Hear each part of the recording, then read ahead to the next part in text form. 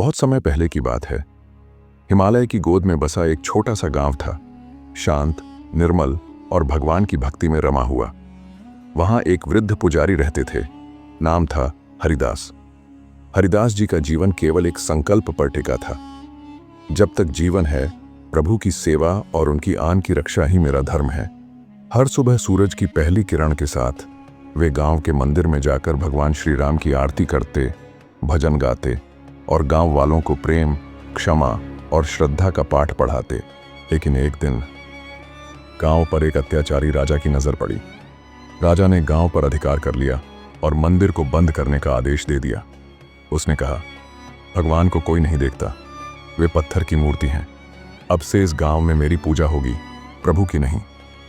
गांव डर गया, लोग खामोश हो गए, लेकिन हरिदास नहीं झुके। वृद्ध शरीर, कांपते हाथ, फिर भी रोज रात को छुपकर मंदिर का दरवाजा खोलते और भगवान को फूल अर्पित करते।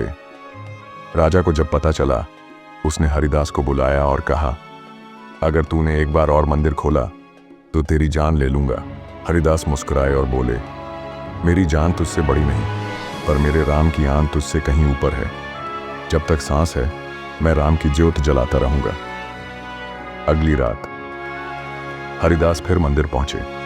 उन्होंने प्रभु श्री राम को फूल चढ़ाए और प्रार्थना की, प्रभु, आज आपकी आन की परीक्षा है।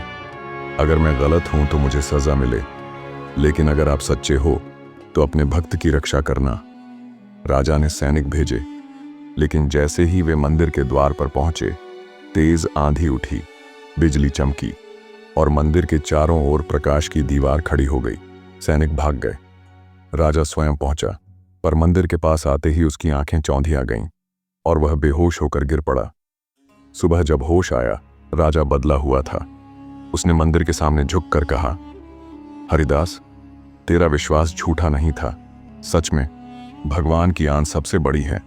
उस दिन से मंदिर की आरती पहले राजा करता, फिर हरिदास। गांव में फिर से भक्ति की गूंज उठी। कृपया कमेंट में लिखे जय श्री राम।